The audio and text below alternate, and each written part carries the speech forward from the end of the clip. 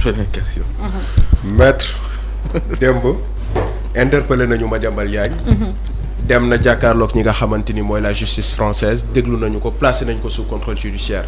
d'abord sénégalais li ñu bëgg xam mooy lan moo tax au début ñëpp a ne arrêté après ñu ne noonu dañu ko déglu bàyyi ko mu génnaat ak itam loolu ban incidence lay am ci li nga xamante ni mooy en tout cas extradition bi nga xam ne nee nañu fii ak le 28 incha allah dinañ ko xool.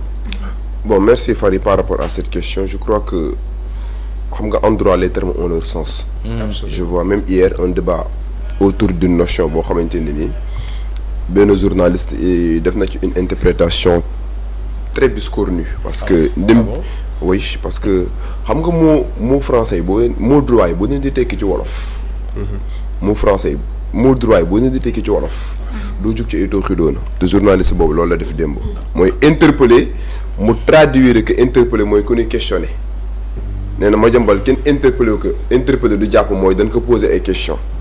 nga loolu musiba la.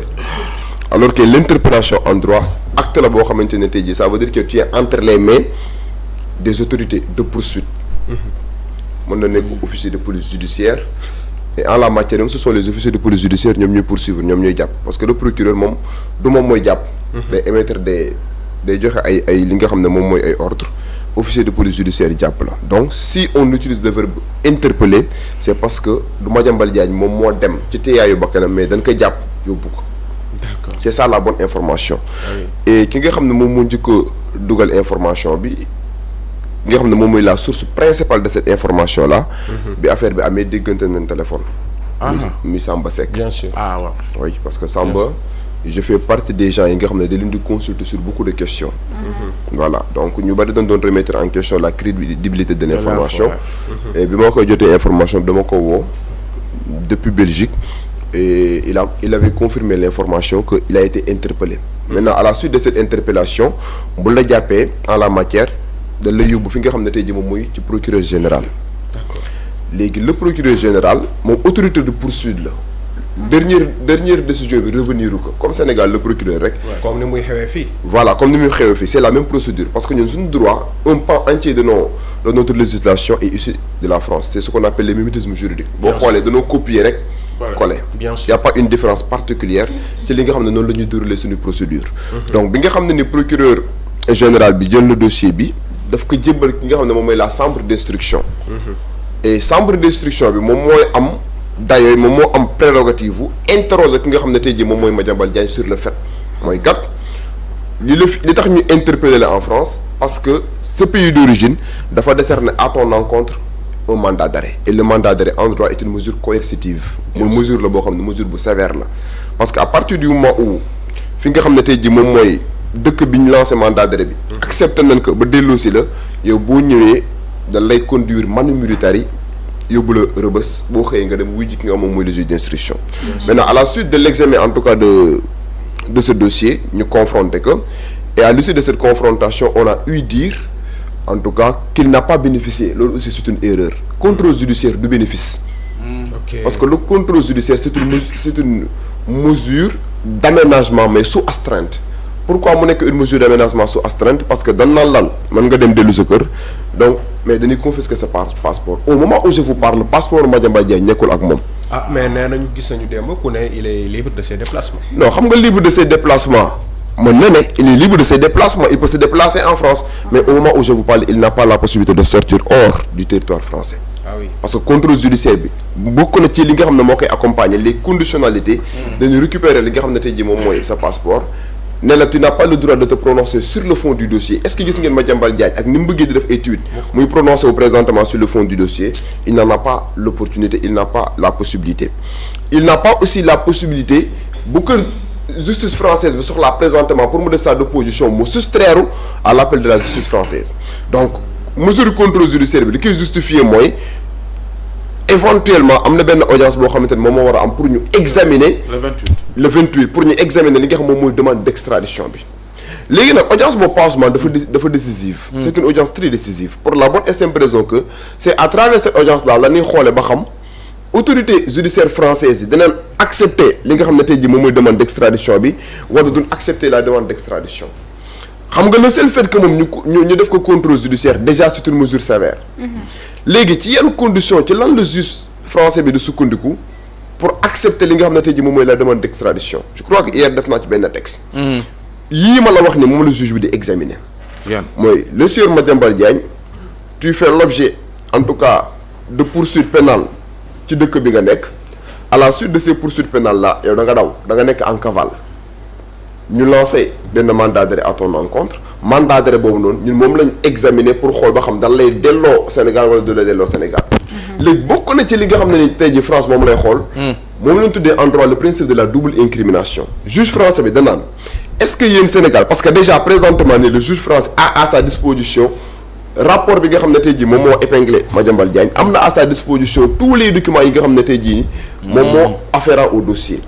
léegi le juge français danaan est-ce que ci li ñuy toppee Madiambal Diagne infraction yooyu noonu ñun suñu code pénal déjà prévoir na ko c'est ce qu'on appelle le principe de la double incrimination. Madiambal Diagne il est poursuivi au moment où je vous parle pour blanchiment de capitaux et je tiens à dire que le blanchiment de capitaux est réprimé de manière beaucoup plus sévère qu'en France au Sénégal. Non seulement am na ci code pénal français mais foofu lañ ko gën a sanctionner sévèrement qu'au Sénégal ça c'est la première conditionnalité.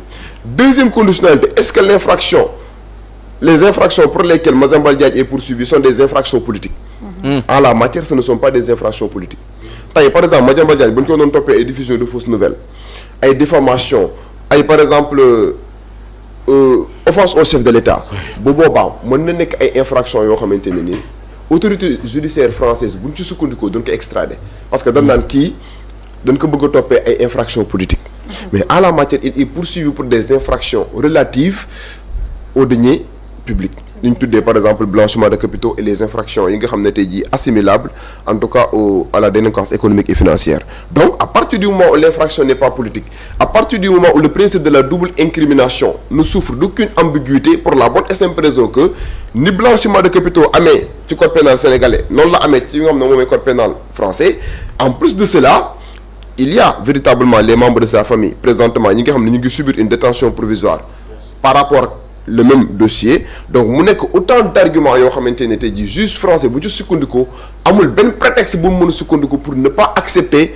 de valider li nga xam ne tey jii moom mooy la demande d'extradition si maintenant le juge français n'accepte pas de valider la demande d'extradition ça veut dire que ñoom ils ne sont pas prêts en tout cas pour respecter non seulement la convention d'entraide judiciaire bi nga xam ne moom mën a lii avec le Sénégal mais bu boobaa c'est comme si la France est en mesure d'encourager li nga xam ne tey jii moom mooy la délinquance économique et financière donc mën noonu wax Pa Ousmane que sur le terrain du droit sur le terrain de la légalité amul benn argument juridique boo xamante ne nii mën na nekk en faveur de Madiambal Diagne pour que la justice française mën a refuser mais ay avocat am ci ab communiqué bu ñu génnee ñoom dañu wax ni le premier président de la cour d'appel a décidé de laisser Madiambal Diagne en liberté sous contrôle judiciaire en tenant compte de ce que notre client est une personnalité publique, journaliste connu, propriétaire d'un titre de presse, et qu'aucun élément au dossier ne laissait penser qu'il allait se soustraire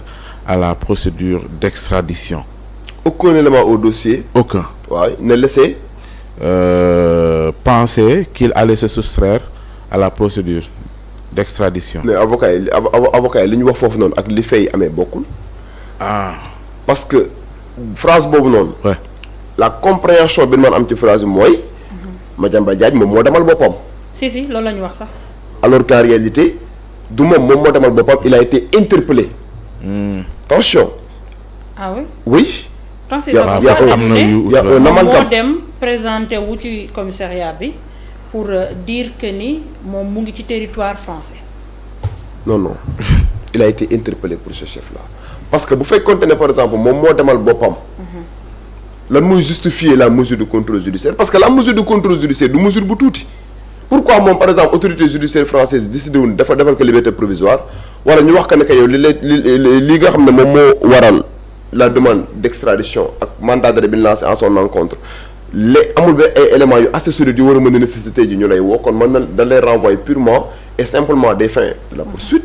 mais dañ ko placer sous contrôle judiciaire ba pare décider examiner li nga xam ne tey jii moom mooy mesure bi donc bu fekkente ne il a été placé sous contrôle judiciaire ba pare ñu décider à la limite examiner la mesure d'extradition ça veut dire que du moom moo dem ci teeyaayu ba kanam mais il a été interpellé en tout cas par les autorités de poursuite en France là c'est un amalgame mais je comprends la stratégie des avocats ñoom li leen intéressé mooy essayer en tout cas ci seen communiqué dugal ci ay mots yoo xamante ne nii pour véritablement démontrer à l'opinion publique nationale et internationale que l'affaire n'est pas d'une certaine gravité amul benn gravité. justement parce que ñu koy wax ne même demande d'extradition bi li nga xam ne dinañ ko ci def en terme de xëy na preuve la ñuy jund ak yu mel noonu.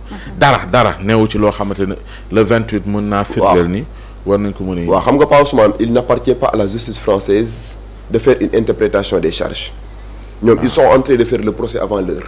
C'est c'est ce problème-là que j'ai dans ce dossier. C'est très prématuré. Non, mais c'est très prématuré de parler de preuves ou de charges. Oui, mais demande d'extradition boo koy def forcément di nga am ay éléments. waaw élément mooy li ma la wax. éléments yooyu. demande d'extradition bi éléments yi nga xam ne justice française moom la war a am. waaw nee naa la tous les éléments yi nga xam ne tey jii pôle judiciaire financier am na ko. ni may waxee ak yow ni mu ngi sur la table de la chambre d'instruction financière. parce que bu ñuy def mandat d'arrêt dañuy def benn dossier bu costaud boo xam ne éléments yëpp da ciy nekk les éléments à charge. Parce qu'à ce stade de la procédure, on ne parle pas de preuves. Déjà, en phase d'instruction même, c'est malsain de parler de preuves. Preuves devant une juridiction. Là. En phase d'instruction, on parle de charges. Procédure pénale, 3 phases de Pa Ousmane. La phase d'enquête, la phase d'instruction, la phase de jugement. La phase d'enquête, les officiers de police judiciaire ne recherchent pas des preuves, ils ne recherchent pas des charges, ils recherchent des indices. Nga jógee phase boobu noonu dem phase d'instruction ñoom recherché wul ay charges ils recherchent ñoom recherché wul ay preuves ils recherchent des charges. nga ñëw ci troisième phase bi foofu la ñuy discuter des preuves contradictoirement au moment où je vous parle la chambre d'instruction en France n'a pas besoin mu am ay preuves accablantes pour tey jii wax ne damay statuer sur la demande d'extradition ou pas li nga intéressé du le fond de l'affaire ce serait un jugement avant l'heure parce que la dernière décision def na wala deful est-ce que blanchiment de capitaux bi c'est avéré ou pas ça incombe à la justice sénégalaise la justice française li muy def mooy examiner éléments yi war a mën a tax mu extrader ci loolu lay yem te éléments yi mën a tax mu extrader yii nii lay xool est-ce que le principe de la double incrimination est là est-ce que l'infraction yi nga xam ne moom la ñu toppee Madiambal Diagne ce ne sont pas des infractions politiques ba examiner loolu ba jàpp ne le principe de la double incrimination am na parce que liñ koy toppee ni ko Sénégal daane ñun France noonu lañ ko daane am na ci code pénal sénégalais am na ci code pénal français. Première condition. Deuxième condition ñu analyser la nature de l'infraction. Est-ce que infraction bi c'est une infraction politique? Non, l'infraction n'est pas politique parce que c'est des infractions yoo xamante ne nii blanchiment de capitaux. Sénégal bokk na ci infraction correctionnelle yi gën a sévère parce que bu la tu risques même d'être dépouillé de tes biens parce que dañ ne la amende bi day équivaloir 3 fois montant bi nga xam ne moom la doon toppee mooy tey blanchiment de capitaux Sénégal bu la koy toppee ñu ne 21 milliards moom mooy somme bi ñu dem ba ci biir ñu jàpp ne c'est avéré tribunal déclaré la coupable de ces faits là boo boobaa 21 milliards fois 3 moom ngay fay comme amende donc blanchiment de capitaux sénégalais dañ koy wax nii mais xamuñu gravité bi parce que mosuñoo topp nit ba dem ci cëppaandoo gi ñu ne kii il a été coupable de blanchiment de capitaux donc la justice française présentement Pa Ousmane n'a pas véritablement pour vocation de se prononcer sur le fond du dossier pour voir est-ce que Madiambal Diagne est coupable des faits pour lesquels en tout cas il a été traîné dans la boue et véritablement un mandat d'arrêt a été lancé à son encontre li ko intéressé muy se limiter simplement à voir les éléments yi ko war a mën a conduire à valider la demande d'extradition. te léegi bu ñu sukkandikoo ci éléments yooyu yëpp cela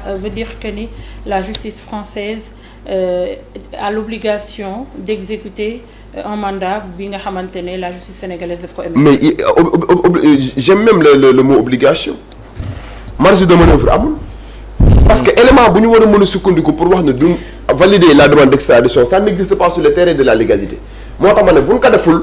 dina violer li nga xam ne tey jii moom mooy les termes de la convention te bu boobaa dootu ñekkati un exemple relativement en tout cas à la répression de la délinquance économique et financière te aussi je tiens aussi à dire que concomitamment ak sunu corps de contrôle bi nga xam ne moom moo épinglé Madiambal Diagne France am na bu ni mel am na DGF voilà donc de ce point de vue là mu nekk autant d'arguments juridiques yoo xamante ne tey jii boo ko analyser froidement da ngay xam carrément Sénégal on parle de CENTIF France on parle de TRACFIN d'accord voilà donc mu nekk autant d'arguments juridiques yoo xam bu ñu ci sukkandiku. mooy kii nga xamante ne moo dénoncé woon Souche. voilà Souche Mbagnick tout à fait donc le président du MEDES.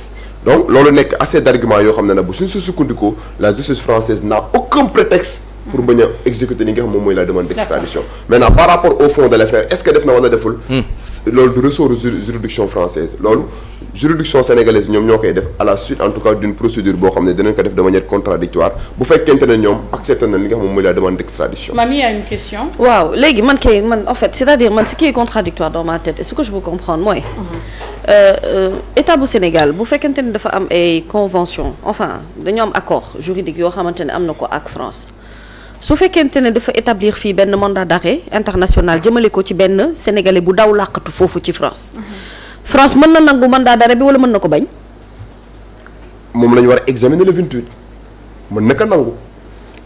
non ce que je quel est l'objet de la question. xaaral léegi li ma la bëgg expliquer mooy. man li ma comprendre de ce qui est contradictoire pour man dans l'histoire mooy ne su fekkente ne accord juridique am na. Sénégal demandé na mandat d'arrêt international contre la personne de Madiambal Diagne. ñu annoncé ko mu leer ci bopp nit ñi. quelque temps ñu ne ñu Madiambal a été interpellé il a été interpellé parce qu'il est sous le coup d'un mandat d'arrêt international. ça veut dire que kon de base xanaa France war na nangu mandat d'arrêt international bi sinon interpellation bi du am. absolument du moment que nangu na mandat d'arrêt international bi te bu koy consulter am na dossier wu kii di Madiambal Diagne donc France xam na Sénégal lan lay toppee Madiambal Diagne à la base. absolument boo ko xësee ba jàpp. toujours été contradictoire dans ma tête sur si histoire u mandat d'arrêt yi mooy lan moo tax boo consulter dossier nit ki mu leer na la ne mandat d'arrêt d'action mandat d'arrêt international boo ko exécuté extradition moo ci topp. pourquoi reprendre une autre procédure dinaa da ngay étudier di xool ba xam ndax da nga ko war a extrader wala ou pas alors que principe u mandat d'arrêt bi nangu nga ko ba interpeller ba pare. c'est-à-dire loolu question bi nga posé yow na Mamy moo tax man ma jàpp ne. oui man li may gën a surprendre. mooy France bañ a exécuter demande d'extradition bi parce que déjà le seul fait que ñoom ñu accepter placer ko sous contrôle judiciaire ba prévoir benn audience le 28 rek ça démontre que les autorités judiciaires françaises ils sont préoccupés par le mandat d'arrêt bi nga xam par la teneur même du mandat d'arrêt bi nga xam ne Sénégal lancé na ko man jàpp naa ne bu fekkoonte ne ñoom pare woon pour exécuter li nga xam ne tey jii moom mooy la demande d'extradition du leen jaral ñu koy defal contrôle judiciaire du leen jaral ñuy fixer li nga xam ne mooy audience bi te audience boobu noonu sur le terrain de la légalité tous les arguments militent en faveur en tout cas du vouloir de l'État du Sénégal audience boobu ñu nar a dem noonu. Madiambal Diagne amul benn sur le terrain de la légalité amul benn argument juridique solide bu mu mën a sukkandiku pour que tey jii ñu neenal la demande d'extradition. moo tax ma jàpp ne Mamy. à partir du moment où inculpation am na en France contrôle judiciaire am ba ñu fixer audience ça veut dire que l'affaire est très sérieuse aux yeux de la justice française. Maintenant le 28 on verra mais en tout cas sur le terrain de la légalité rien ne s'oppose à l'application en tout cas d'une telle demande. Léegi à compter de son interpellation qui a été fait et l'audience également pour la date du 28 extradition bi ça peut prendre combien de temps? Voilà parce que au-delà de la procédure judiciaire dafa am une procédure administrative. C'est très pertinente la question. Parce que tey jii même le 28 pas Ousmane. bu juge bi validé. parce que aussi le 28 les avocats de Madiambal Diagne ils vont venir plaider dinañ ñëw plaider li nga xam ne tey jii moom mooy seen dossier essayer de démontrer à contrario des éléments yoo xam ne day démontrer ne procédure d'extradition bi waruñ ko mën a valider mais au cas où juge français bi valider li nga xam ne tey jii moom mooy Madiambal la procédure d'extradition beneen phase bi moom mooy la phase administrative te beneen phase administrative xam nga ça incombe à qui. xam nga bu boobaa justice française def na li muy def ba pare. mooy d'accord na ne dañoo réew Madiambal Diagne bu boobaa la deuxième phase c'est la phase administrative et la phase administrative incombe au gouvernement. au gouvernement français. au gouvernement français foofu la ñuy interroger le responsable le premier ministre. le garde des Sceaux. le garde des Sceaux. les gardes des Sceaux nag moom mooy organiser les modalités de l'application de la mesure nan la ñu war a mën a def nag. comme que justice d'accord na nan la ñu war a mën def ba jébbal Sénégal ki nga xam ne mooy Madiambal Diagne moom mooy la deuxième phase moom mooy la procédure administrative.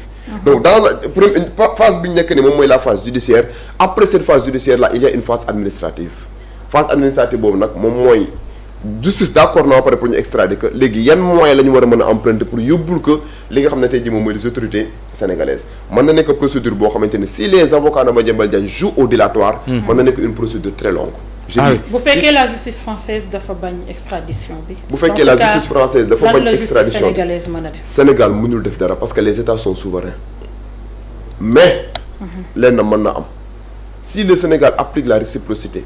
ñu tuddee en droit civil l'exception d'une exécution bu ñu benn contrat wala benn convention liée.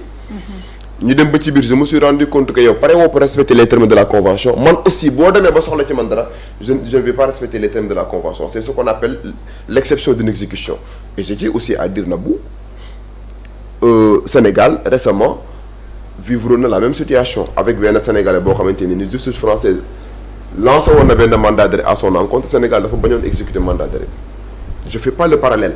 pour wax ne pour wax ne nous serons dans la même situation xaw ma xam ngeen kan laa bëgg a wax. am na benn Sénégalais bu justice française mosoon na demander à ce que ñu yóbbu ko ci benn dossier boo xam ne c'était des financements benn dossier international.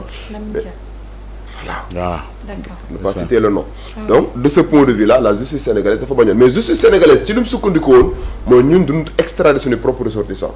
Cet argument là est légitime. tey bu fekkoon Madiambal Diagne am na nationalité française jarul sax ñuy sonal suñu bopp France du ko mën a extrader parce que la France n'extrade jamais ses propres ressortissants mais daal li Sénégal mën a def bu boobaa le Sénégal n'a aucun moyen de contraindre la France pour exécuter obligatoirement les termes de ce mandat d'arrêt mais bu ko France exécuté wul lenn lañ mën a def bu France amee leneen lu mu soxla ci ñun dans le cadre de la coopération judiciaire bi ñu lié ñun aussi ñu bañ a exécuter les termes de cette convention là. mais Pape Ahmadou su dee ni Madiambal dafa noonu laataa sax ñu koy exécuter moom dana indil boppam ba fii gisaguñ loolu loo comprendre kon ci lu mu war a nekk moom. waaw mais c'est-à-dire loolu day témoigner ne que Madiambal Diagne ay waxam en tout cas jarul le prendre en considération il avait dit que moom day organiser sa défense dama yaakaar ne buy organiser sa défense fi nga ko war a gën a accès mooy fi nga xamante ne tey jii fa lañ sa culpabilité foofu lañ ko war a mën a établir parce que il ne revient pas à la justice française pas Ousmane di juger est-ce que Madiambal Diagne est coupable ou pas culpabilité bi Sénégal lañ koy décider procédure bi ñu nekk nii procédure pour juste xool ba xam dinañ valider extradition bi wala dara donc yow booy organiser sa défense Sénégal gi nga xam ne tey jii ñoom dernière décision bi ba xam yow li lay toppee am na wala amul ñoom la revenir fa nga ko war a organiser donc il avait dit que moom dafa dem France pour organiser sa défense moi je considère Madiambal Diagne comme un fuyard comme quelqu'un boo xamante ne ni ay waxam amatul une certaine crédibilité et le seul fait maintenant que mu am benn woroo ci li nga xam ne moom mooy ces déclarations des témoigner ne moom il n'est pas un homme objectif il n'est pas un homme boo xamante ne tey jii vraiment il mérite respect et considération relativement à ses propos et yaakaar naa ne bu ñu ci tolloo la justice sénégalaise en tout cas dina jël les mesures appropriées et l'exécution du mandat d'arrêt au-delà du fait que mu nekk une mesure coercitive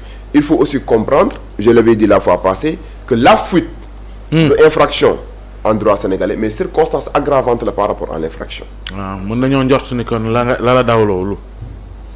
waaw xel mën naa dem ci la dawloo joxul benn solo ci dossier bi ba ñu mën koo extrader obligatoirement. xam nga am na ñuy insinuer l'idée selon laquelle mën na def demande d'asile. Ouais. Mais pour moi si les avocats de Madiambal Diagne sont assez expérimentés moom fa laa jëm na ko si les avocats de Madiambal Diagne sont assez expérimentés pour rien au monde waruñu ko mën a conseiller tey ji muy demander ay asile.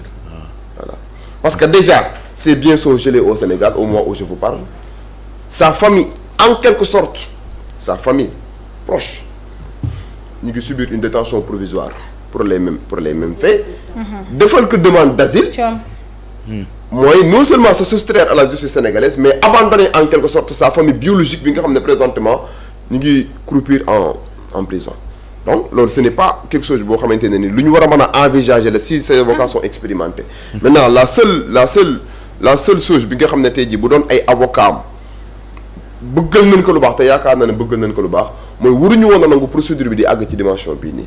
léegi maître su dee nii yaa ngi wax sànq contrôle judiciaire bi dafa bokk ak ci conditions yi mooy dañuy jël sa passeport su dee nag da ngaa yor ay passeport nag. bu dee da ngaa yor. ay passeport. Ah là ça devient compliqué.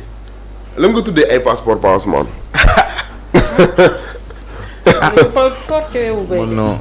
mën na noo yor ay. passeport diplomatique. Bon, je ne pense pas qu'il a à sa disposition son passeport diplomatique. Passeport de service je pense pas parce que Madiambal Diagne présente mosul am benn poste de responsabilité au plus haut sommet de l'État donc bu fekkee amul passeport diplomatique amul passeport de service ça veut dire que bon li mu mën a am au moment où je vous parle mooy passeport peut-être boo xam ne nii dina ko permettre mu déplacer wu ci espace Union européenne te yaakaar naa ne la justice française est assez avertie. bu la joxee contrôle judiciaire naturellement dañuy récupérer li nga xam ne tey jii mooy sa passeport pour nga bañ a daw. di la surveiller. parce que parce que pas Ousmane li Sénégal di bañal boppam juste France moo ko gën a mën a bañal boppam. imaginez tey jii ñu ne Madiambal Diagne def na ko contrôle judiciaire France daw na France. génn na loolu day écorner l'image en tout cas de la République française. et France ñoom sur ce terrain là ñoom duñ accepter véritablement benn simple personne Madiambal Diagne boo xamante ni sur le plan diplomatique amul leen lu muy peser Madiambal Diagne sur le plan diplomatique il ne pèse pas. c'est un journaliste au Sénégal boo xam ne peut-être am na benn notoriété mais France relation am ak Sénégal dafa ëpp doole li nga xam ne tey jii moom mooy une certaine protection boo xam ne war na ko mën a accorder ki nga xam ne moom mooy Madiambal Diagne ce serait une fumisterie qui ne se justifie pas la matière moo tax man ma jàpp ne. intérêt wu France nekkul ci tey jii di préserver wala muy jéem a protéger Madiambal Diagne mais intérêt wu France mu ngi ci mu appliquer rigoureusement li nga xam moom mooy les dispositions et appliquer rigoureusement les dispositions mooy tous les arguments juridiques en faveur de cette extradition sont sur la table ça amul benn ambiguïté donc. li nga xam ne gisoon nañ kaaw Doro Gueye. attention kañ la précision savez-vous que Doro Gueye li tax extradition procédure d'extradition le nekkul leen na loo xamante ne ni dafa yomboon moom du contrôle judiciaire la en France j'ai entendu dire même que moom dafa cautionner foofu noonu. j'ai entendu dire j'ai entendu parler d'une caution boo xam ne déposé na ko foofu noonu je sais pas si c'est vrai ou pas mais par rapport à la situation de Madiambal il fait l'objet am nga montant bi d'un contrôle judiciaire caution bi ci li nga dégg. j'ai awma montant bi mais j'ai entendu dire que am na benn caution boo xamante ne ni am na par rapport à sa situation mais pour le cas de Madiambal je pense pas que moom il est dans la même veine pour la bonne et simple raison que moom dafa am contrôle judiciaire Doro Gueye amul contrôle judiciaire en France moom amul lenn loo xam ne présentement lié na ko avec la justice française mais Madiambal Diagne au moment où je vous parle am na lu ko lié ak la justice française au-delà du dossier bi nga xam moom moo koy xaar Sénégal pour la bonne et simple raison que non seulement placé nañ ko contrôle judiciaire mais la demande d'extradition doit être examinée le 28 prochain donc au moment où je vous parle amul affaire ak la justice sénégalaise nii may wax ay jéem mais il a affaire avec la justice française. balaa chroniqueur yi di ñëw juste la dernière question jéego yi avocat mi di teg moom it mu koy teg ndax jàpp nga ni moom namm naa ñibbisi réellement. il n'a pas manifesté une volonté dans ce sens-là manifesté wul volonté ñibbisi. pourquoi manifesté wul volonté ñibbisi parce que bu manifesté woon volonté ñibbisi du xaar procédure bi di àgg ci dimension bii nii yëpp te li gën a bon pour un homme public mooy nga sàggan ba ñuy wax ba sa tur ñu koy en tout cas appréhender sur la scène internationale comme quelqu'un boo xamante ne tey jii non seulement da nga nekk en cavale mais ñu lay toppee ay infractions yoo xam ne c'est des infractions à caractère économique et financier donc dimension internationalisation de ce dossier pour man baaxul ci li nga xam moom mooy image Madiambal Diagne par rapport ak moom li nga xam ne moom lay incarner ci Sénégal ak ci àddina bi internationalisation dossier bi envergure bi nga xam ne dossier moom la am baaxul ci moom parce que fépp ci àddina bi présentement li ñuy wax mooy non seulement c'est un fuyard mais il a été épinglé par un rapport boo xamante ne nii non seulement la somme elle est exorbitante mais il est poursuivi pour une infraction boo xamante ni c'est une infraction d'une certaine gravité mooy blanchiment de capitaux donc voilà autant d'arguments yoo xamante ne nii Nabou yaakaar naa ne suñ si sukkandikoo justice française amul lenn lu mu war a mën a def lu dul valider la demande d'extradition et que mu ñëw Sénégal janoo ak li nga xam ne tey ji moom mooy le pôle judiciaire financier ñu xool ba xam li ñu koy toppee am na wala amul donc le seul fait maintenant que mu nekk en cavale loolu di justifier ne am na lenn loo xamante ne tey ji moom ragal na que il a peur en tout cas de se confronter à la justice sénégalaise te loolu nekkul lenn loo xam ne moom moo koy honorer. Faye. Ousmane sa question bi internet yi tontu nañ ci de. maa ngi leen di le montant.